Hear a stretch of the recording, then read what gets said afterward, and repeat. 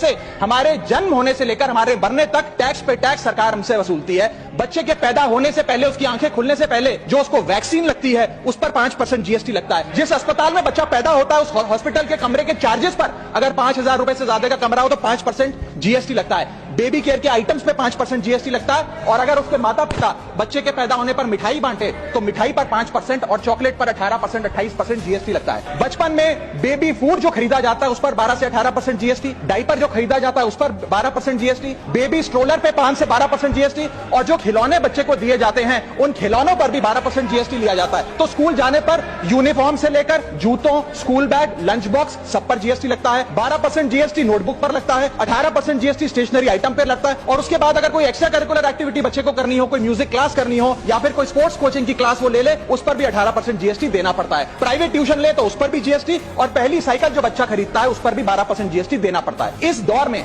इंसान गाड़ी खरीदता है, घर बनाता है। जब गाड़ी खरीदता है तो जीएसटी देता है, रोड टैक्स भरता है, व्हीकल इंश्योरेंस पर जीएसटी भरता है, और जब गाड़ी लेकर शोरूम से निकलता है तो पेट्रोल डीजल पर वैट, सेस और एक्साइज ड्यूटी के नाम पर पैसा भरता है। जब सड़क पर गाड़ी चलाता है तो टोल टैक्स भरता है। और इस बीच शादी तो रह ही गई, फिर इंसान शादी करता है, इस बीच तो बैंक्वेट हॉल बुक करता है, उस बैंक्वेट हॉल की बुकिंग पे टैक्स भरता है। शामियाना, खाना, केटरिंग सर्विसेज लेता है, उस पर जीएसटी भरता है। ज्वेलरी खरीदता है, उस पर जीएसटी भरता है। कपड़ा, शेरवानी सिलवाता है, कुर्ता पजामा, सूट पैंट, उस पर जीएसटी भरता है। यहां तक कि वेडिंग इन्विटेशन से लेकर ब्राइडल मेकअप से लेकर हनीमून के ट्रैवल तक हर चीज पर सरकार आपसे जीएसटी वसूलती है। जब कोई इंसान मरता है तो उसके अंतिम संस्कार में देसी घी, चंदन वुड, नारियल, इत्र जैसा सामान इस्तेमाल होता है, उस पर भी जीएसटी लगता है। और मरने के बाद जब प्रॉपर्टी उसके बच्चों को या परिवार वालों को दी जाती है, उस म्यूटेशन पर भी सरकार आपसे ड्यूटी सेस लेती है।